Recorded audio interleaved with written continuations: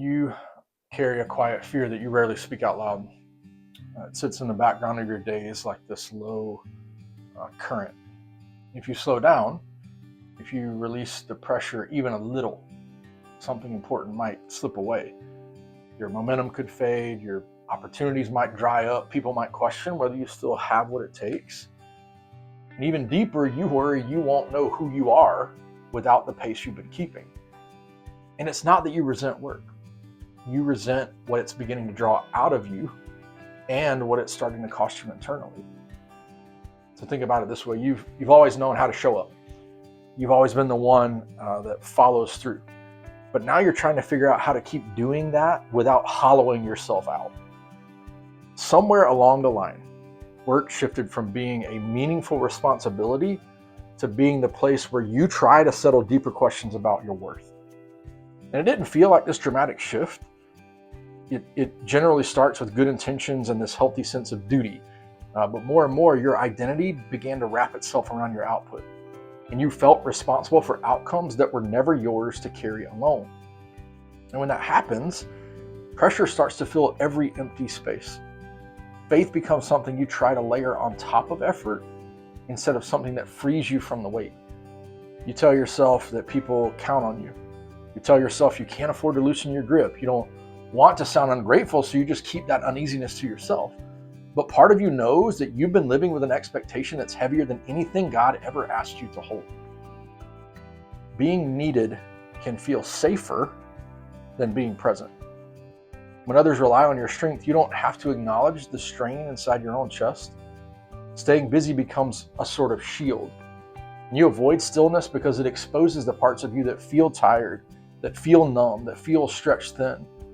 And you keep taking on more, not because you're trying to impress anyone, but because movement keeps you from confronting the weight you've been carrying alone.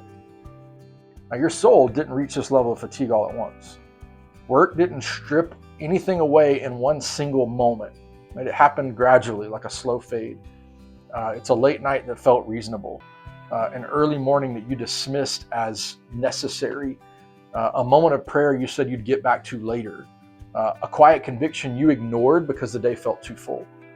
And each small compromise at the moment seemed harmless, but together they began shaping you in ways that you really never intended. Now the strain is even harder to overlook. That resilience that you carry feels very thin in some places. Emotional presence is harder to access. And even your joyful moments feel very muted. You find yourself staying alert when nothing requires you to. And when you try to rest, guilt shows up before rest ever had a chance to land. And this isn't just exhaustion. It's a sign that you've been living out of alignment with who you are at a deeper level. A simple truth keeps circling back into your awareness, right? Work has been forming you more than faith has been grounding you. You don't want to abandon your responsibilities. You just want to stop disappearing inside them. You want to give from a place that isn't slowly draining your inner life. You want to feel connected again to God, to your own heart, to the people that matter most. Faith was never meant to reinforce pressure. It was meant to interrupt it. God never asked for output that requires you to trade away formation. And when you carry your work as if every outcome depends on your strength, you end up living as though God is distant and silent. Stewardship was never meant to operate from scarcity. It's meant to flow from a grounded identity that doesn't rise and fall with your performance. Working without losing your soul does not mean withdrawing from what you've been called to do. It just means working from a center that doesn't crumble every time your life intensifies. The version of you driven by pressure wakes up already bracing for the day. The version of you anchored in faith moves with a steadiness that doesn't depend on your flawless output.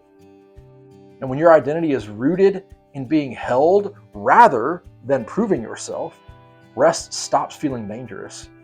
It starts becoming part of how you stay whole. So the distinction between discipline and drivenness becomes clear when you look at what each one asks of your inner life. Discipline honors your limits and keeps you attentive to what's happening beneath the surface. Drivenness overrides anything that slows your pace. Discipline stays connected to your purpose. Drivenness runs on fear disguised as responsibility. And you can feel the contrast in your own body. One grounds you and the other grinds you down. Responsibility also needs a reframe. Healthy responsibility strengthens you. It enlarges your capacity without erasing your humanity. But when responsibility slips into self-forgetting, you end up offering more of yourself than you actually have. You operate from depletion rather than devotion. You just tell yourself you're simply doing what's required even when your internal life is running on fumes. That isn't faithfulness. That's quiet self-erasure. And even obedience can distort if it leans into overfunctioning. You convince yourself you're honoring God when in reality you're trying to guarantee outcomes He never asked you to guarantee. Fear dresses itself up as obedience. You work to avoid disappointment, criticism, perceived failure. But obedience rooted in fear does not lead to formation. It just leads to exhaustion. You don't need to step away from your work to reclaim your soul. You don't need to shrink your ambition or settle for smaller dreams. What you need is a way of working that doesn't require you to abandon your inner life to maintain outer results. You were never designed to operate from a place that disconnects you from your own humanity. You were shaped to offer your strength from a grounded core and not one that's been hollowed out. Wanting your soul intact doesn't make you weak. It just makes you aware.